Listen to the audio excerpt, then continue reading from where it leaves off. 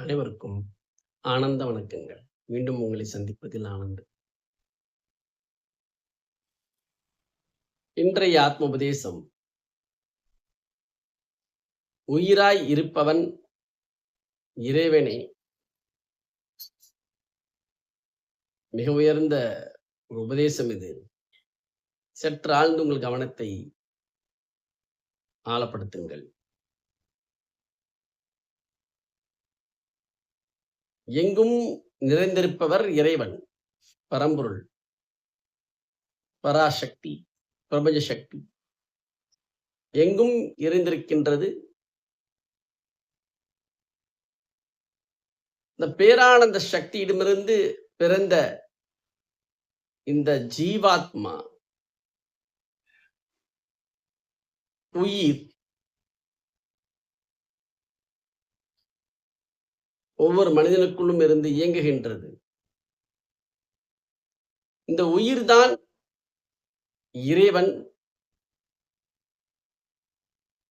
அப்ப உயிர்தான் இறைவன் அப்படின்னா, எல்லா வகையான செயல்களையும் இறைசக்தி கவனித்துக் கொண்டுதான் இருக்கின்றது உன்னுள்ளே.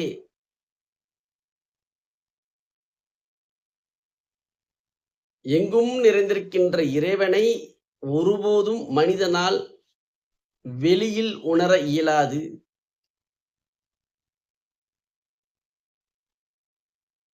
வெளியில் எங்கும் நிறைந்திருக்கின்ற இறைசக்தியை ஒருபோதும் மனிதனால் உணர இயலாது.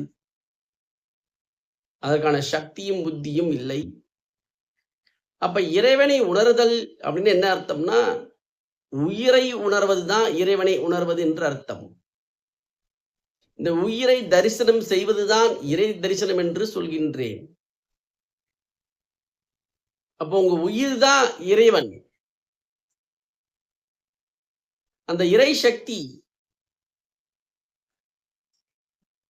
இந்த இறை சக்தியுடைய உணர்வு பரிபூரண நிறைவு என்கின்ற ஆனந்தம்.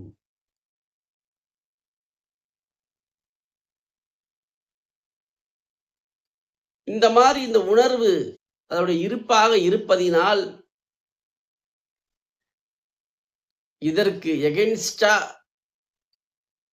எந்த செயலை செய்தாலும், எந்த சிந்தனை சிந்தித்தாலும் அது நன்மையை தராது, ஒருபோதும் தராது. உங்க எல்லாருக்கும் தெரிஞ்ச விஷயம். கெட்டதை செய்தால் கெட்டதுதான் நடக்கும். நன்மை செய்தால் நன்மை பயக்கும்.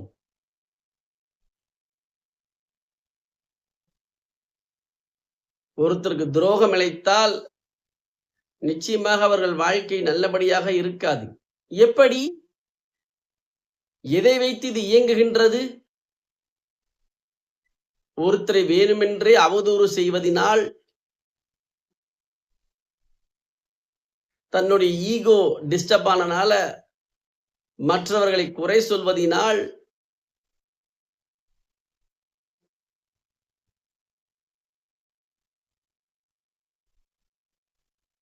சிறிதளவு டெம்பரவரியா ஒரு சுகம் ஏற்படும். ஆனா மிக பெரும் ஒரு விஷம் உள்ளுக்குள் உருவாகின்றது. நன்கு ஆழ்ந்து புரிந்து கொள்ளுங்கள். உங்களுடைய உயிருடைய இருப்பே இறைத்தன்மையாக இருக்கின்றது. இறைசக்திக்கு ஒரு தன்மை இருக்கின்றது, ஒரு உணர்வு இருக்கின்றது. அது பரிபூரண நிறைவென்கின்ற ஆனந்தம்.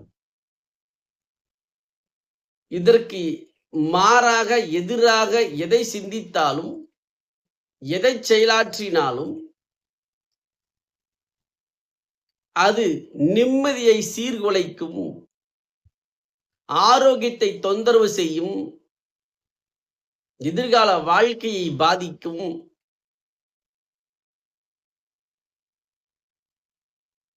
தேவையற்ற பயங்களை உருவாக்குகின்றது. இறைசக்தி எப்படி உருவாக்கி இருக்கு பாருங்க. இது ஆழ்ந்து புரிந்து கொள்ளுங்கள். ஒரு மனிதனுடைய வாழ்க்கை அவரவர்கள் கையில் தான் இருக்கின்றது. மற்றவர் கையில் இல்லை.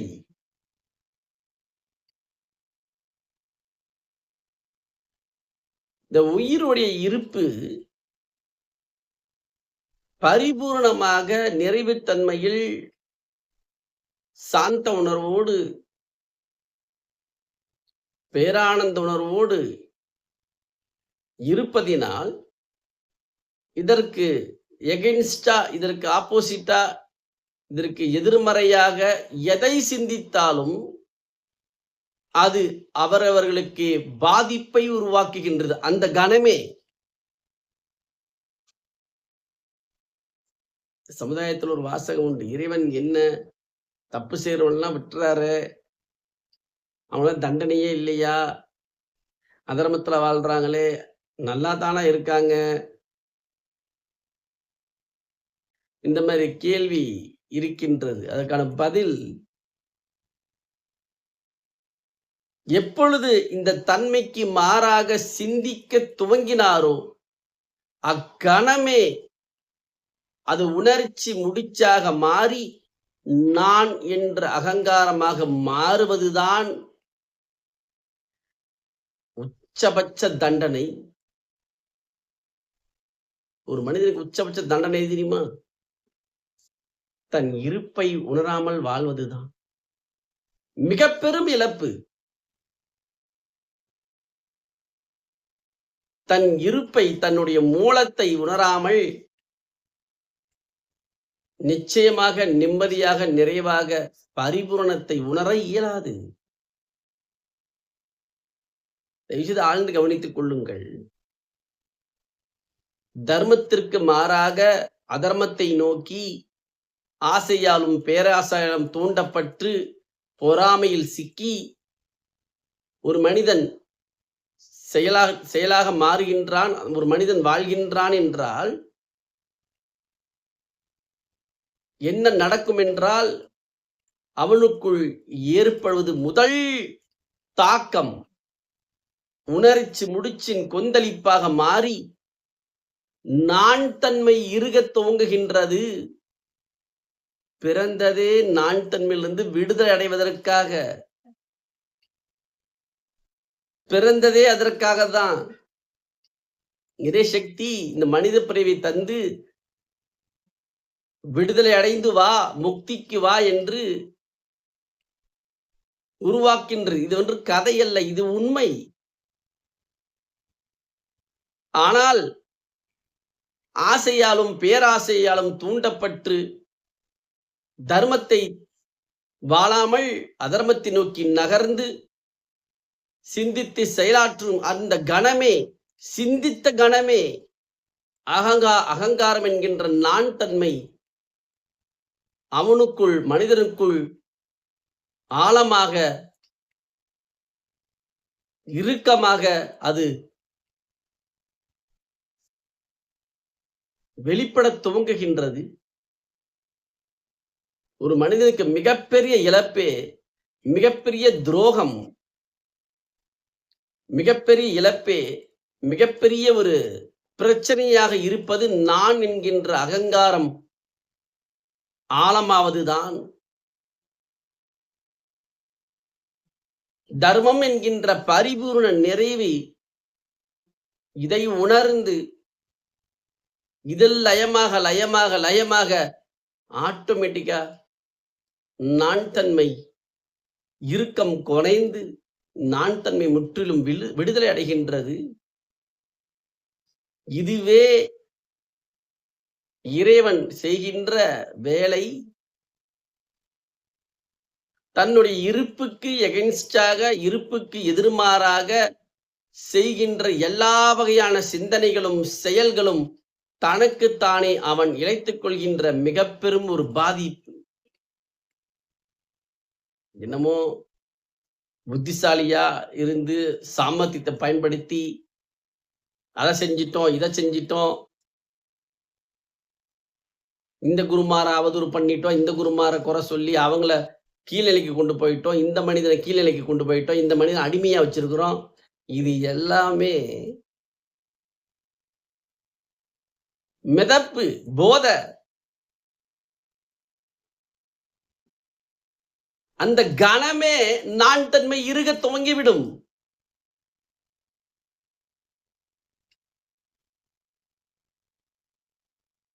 இவ்வளவு பெரிய பிரபஞ்சத்தை இயக்குகின்ற பராசக்தி, பேரானந்த சக்தி மனித பிறவி படைத்திருக்கின்றால், அந்த மனித பிறவியை வாழ வைக்கக்கூடிய சக்தியும் புத்தியும் உள்ளுக்குள் தான் இருக்கின்றது.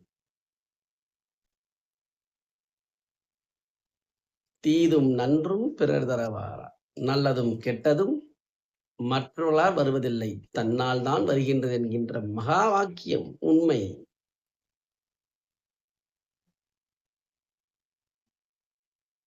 நான் எல்லா மனிதர்களுக்கும் சொல்லக்கூடிய ஒரு பதில் இதுவே.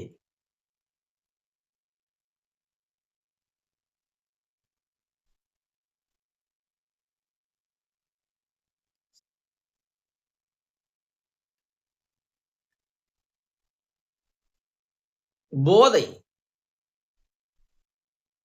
டாமினேட் பண்ணக்கூடிய ஒரு போதை, மத்தவங்கள ஆதிக்க செய்து அது மூலமாக அனுபவிக்கின்ற ஒரு போதை. அது ஒரு மனநோய்.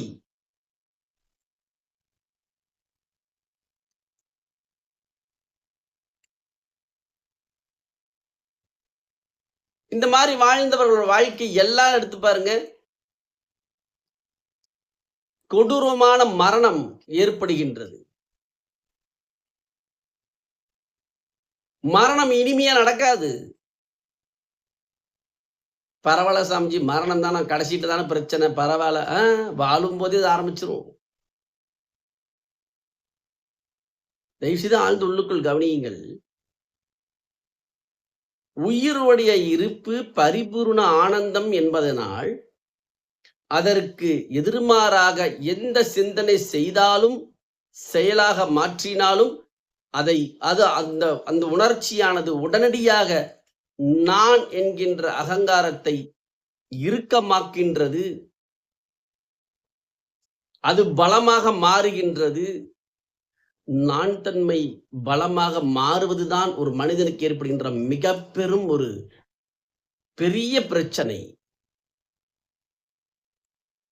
இந்த நான் தன்மை இறுக்கமாவது, தளரவடைந்து விடுதலை அடைவதற்குத்தான் தர்ம காரியங்கள், எல்லா வகையான சேவைகளும் செய்கின்றார்கள். இல்லை, ஏன் தர்ம காரியத்தில் ஈடுபடணும்?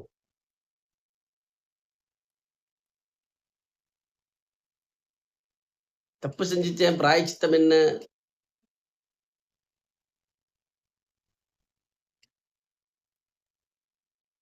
ஒரு விஷயம் புரிய மாட்டேங்குது மனிதனுக்கு. சாமி நல்லா தானே இருக்காங்க, அந்த மனிதனுக்குமே தெரியாது.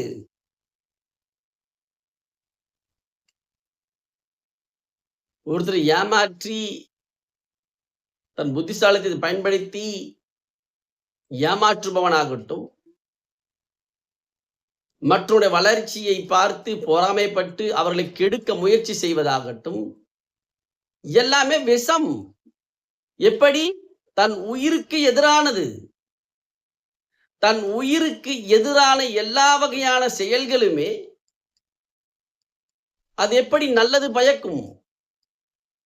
அதனாலதான் அந்தந்த மனிதனுக்கு எதுல பிரச்சனை உருவாக்குனா பாடம் புரிந்து கொள்வார்கள் என்ற ஞானம் உயிருக்கு இருக்கின்றது, அதாவது கடவுளுக்கு இருக்கின்றது.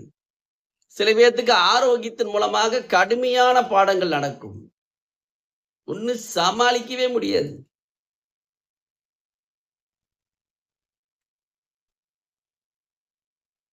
எங்க பார்த்தாலும் சரியாகாது.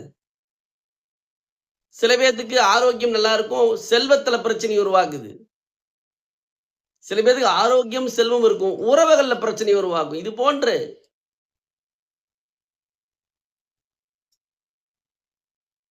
அந்த பாடம் நடந்தே தீர்கின்றது. இறைவன் உயிராய் உள்ளுக்குள் இருந்து ஒவ்வொரு சனமும் இயக்குகின்றார்.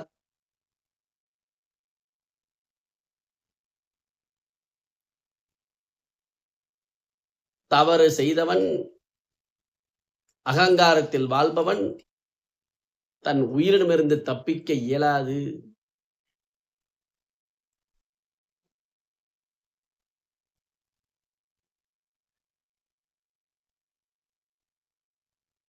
அந்தந்த கணமே நல்லா கவனிச்சுக்கங்க. உயிர்த்தன்மை பரிபூர்ண ஆனந்தத்துல இருக்கு. அதுக்கு எகைன்ஸ்டா அந்தந்த மனிதனுக்கு தெரியும் நம்ம அவங்கள தொந்தரவு பண்றோம் அப்படின்னு. நிச்சயமா அவங்களுக்கு நோயை தான் உருவாக்கும். நிம்மதி இழக்கச் செய்யும்.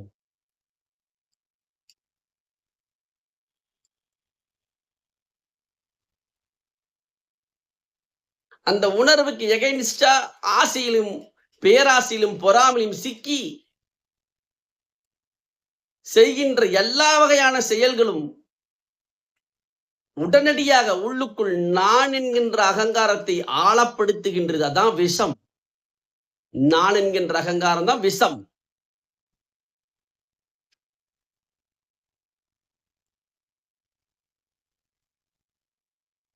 விஷத்தை அருந்தினால் நிச்சயமாக அதோடைய பாதிப்பு இருக்கதான் செய்யும்.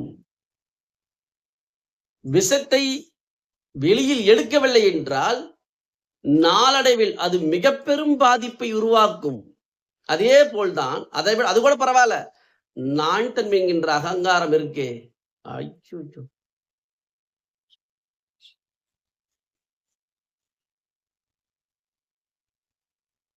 ஒன்று மட்டும் நிச்சயம்.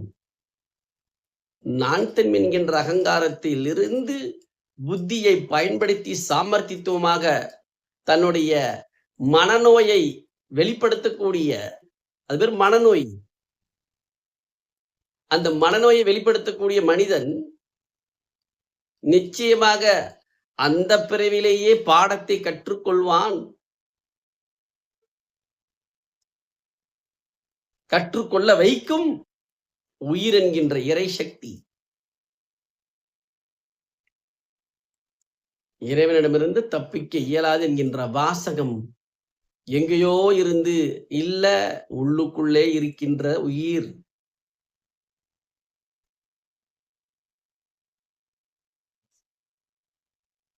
அந்த உயிர் சக்தியிடமிருந்து தப்பிக்க இயலாது. மொத்த போராட்டமே நான் என்கின்ற அகங்காரத்திலிருந்து விடுதலை அடைந்து ஆனந்தம் என்கின்ற இறைசக்தி நோக்கி நகர்வதுதான் மொத்த வாழ்க்கையும்.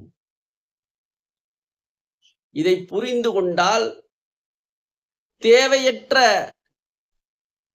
பேராசையிலும் தேவையற்ற பொறாமையிலும் சிக்காமல் நாம் எதற்காக பிறந்தோமோ அதை உள்முகமாக இறைவனை நோக்கி, இறை ஆனந்தத்தை நோக்கி, உள்முக இறை ஆனந்தத்தை நோக்கி நகர்ந்து நிம்மதியாக வாழ்ந்து பரிபூரணத்தோடு முக்தியை அடையலாம்.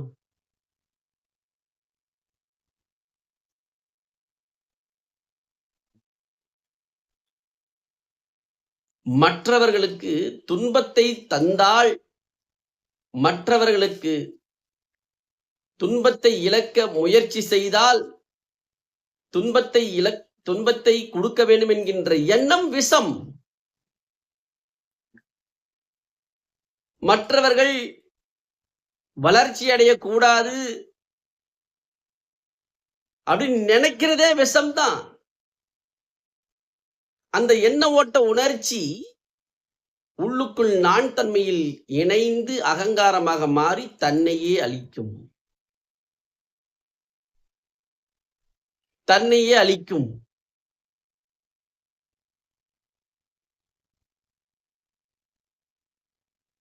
இறைவன் உயிராய் இருந்து உயிர் என்கின்ற தன்மையாகிய பேரானந்தம் என்கின்ற உணர்விலிருந்து இயங்குவதினால் உணர்ச்சி முடிச்சுகள் தான் நான் தன்மை என்ற அகங்காரம் என்று புரிந்து கொண்டு இதை நோக்கி செல்லாதீர்கள்.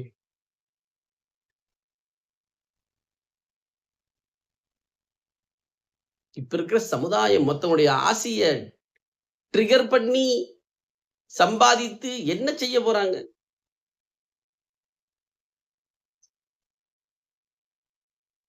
என்ன கோட்டை கட்டினாலும் ஒண்ணும் யூஸ் ஆக போறதில்ல.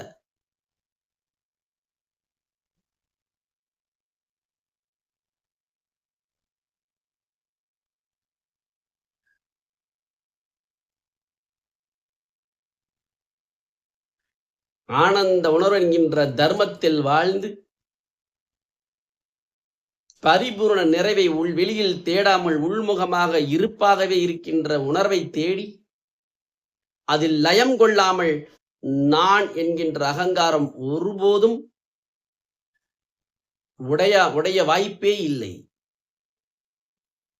தன்னை உணராமல், தன் இருப்பை உணராமல் முக்தி மோட்சம் கிடையாது.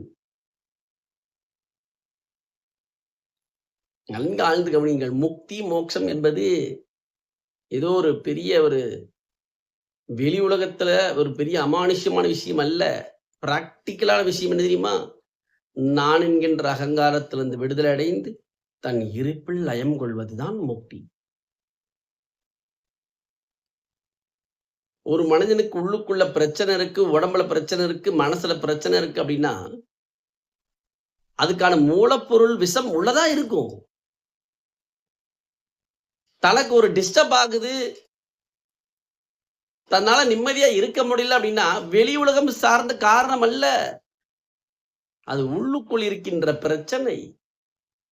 மற்றவர்களை மாற்ற முயற்சி செய்வது.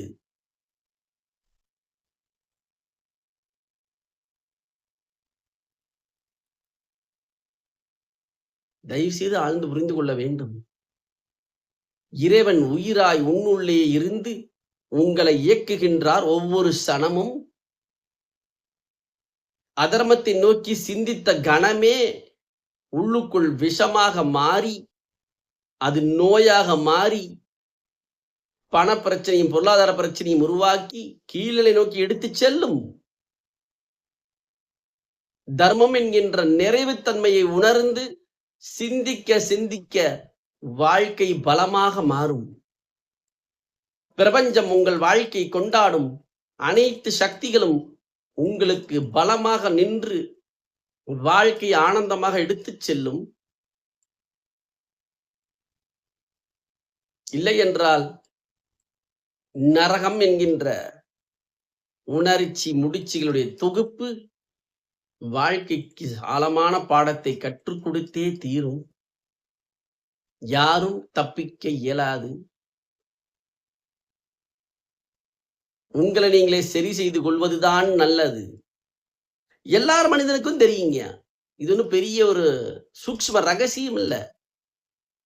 நம்ம தப்பு செய்யறோம், நம்மளை மொத்தங்களை அவதூறு பண்றோம், தேவையில்லாம மொத்தம் தொந்தரவு பண்றோம் அப்படிங்கிறது பிராக்டிக்கலா எல்லாருக்குமே தெரியும். யாருக்கும் தெரியாத விஷயம் அல்ல.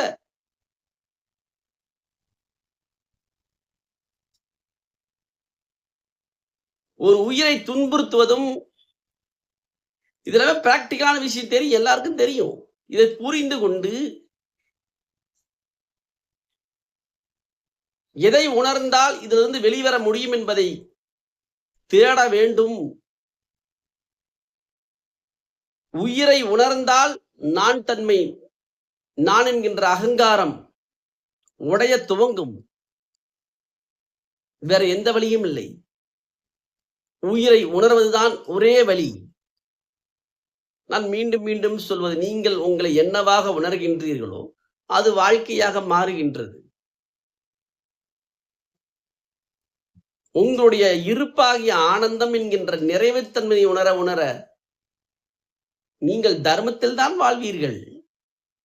ஆசையிலேயோ பேராசையிலோ சிக்காமல், பொறாமையில் சிக்காமல், கவலைகளில் சிக்காமல் நிம்மதியாக வாழ்வீர்கள். தர்மத்தின் வழியில் நடப்பீர்கள். அதர்மம் என்பது உங்களுக்கு நன்றாகவே தெரிந்துவிடும். இது அதர்ம செயல்.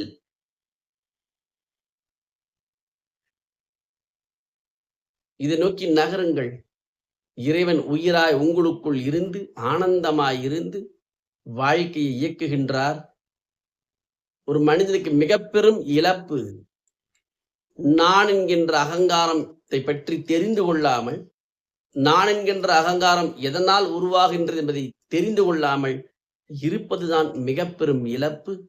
அதிலிருந்து விடுதலை அடைவதுதான் மிக பெரும் இழப்பாக இருக்கின்றது என்பதை புரிந்து கொண்டு, உள்முகமாக இறைவன் ஒவ்வொரு க்ஷணமும் உயிர் இருக்குன்னா இறைவன் உனக்குள்ள இருக்கார். அவ்வளவுதான்.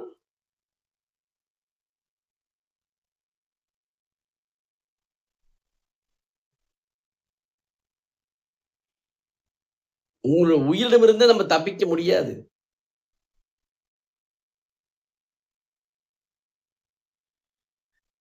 உயிர் தன்மைக்கு எகைன்ஸ்டா எதை சிந்தித்தாலும், எதை செயலாற்றினாலும் உடனடியாக அந்த கணமே நான் தன்மை இறுக்கமாக துவங்கும். நான் தன்மை உள்ளுக்குள் சேர்ந்து மீண்டும் பலமாக மாறி உங்களை தொந்தரவு செய்து கொண்டுதான் இருக்கும். இதுதான் கர்மத்தை கழிக்கிறதுன்னு சொல்றது. கர்மத்தை கழிக்கிறதுன்னா என்ன அர்த்தம்? நான் என்கின்ற அகங்காரம் தான் மொத்த கர்மத்தின் சாரம். இந்த கர்மத்தை கழிக்கிறதுன்னு அர்த்தம். இந்த நான் தன்மையை விடுதலை அடைவதுதான், நான் தன்மை கரைவதுதான் கர்ம வினையிலிருந்து விடுதலை. அதனாலதான் இந்த தர்ம காரியங்கள்ல ஈடுபடும் போது கொஞ்சம் உள்ளுக்குள்ள அவ்வளவு ரிலாக்ஸ் ஆகிடும். எதிர்பார்ப்பு ஒண்ணும் இல்லைங்க. அங்க எந்த பிசினஸ் டிரான்சாக்ஷன் நடக்க போறது இல்ல.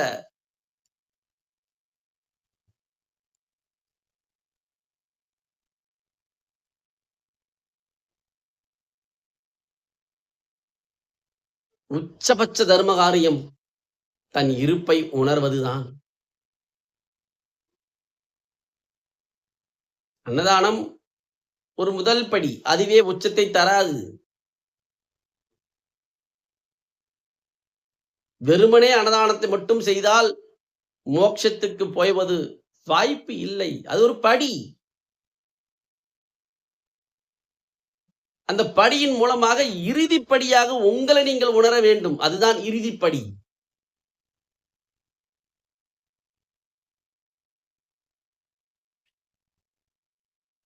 இறுதியாக உங்களை நீங்கள் உணர்வதுதான் அல்டிமேட்டான ஃபைனல் சொல்யூஷன். நான் யார்? நான் என்னுள் நிறைவாக, ஆனந்தமாக, என் உயிராக இருக்கின்றேன்.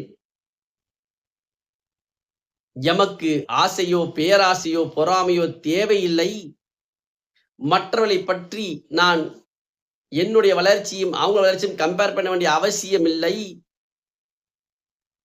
என்னுள்ளே நான் நிறைவாக, ஆனந்தமாக இருக்கின்றேன் என்று உணர்விலிருந்து சிந்திக்கும் போது உங்கள் வாழ்க்கைக்கு எது தேவை, எது தேவையில்லை என்று தெளிவாக புரிந்துவிடும்.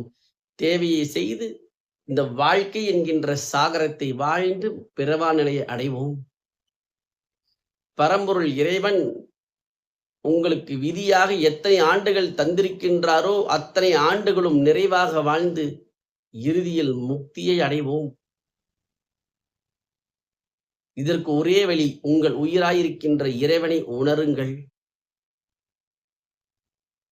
அவரிடமிருந்து ஒரு சணமும் தப்பிக்க இயலாது. இதை புரிந்து கொண்டு வாழ்வோம். இது நோக்கி நகருங்கள். வாழ்க்கை வாழ்வதற்கே. நன்றி. ஆனந்தமாக வாழுங்கள்.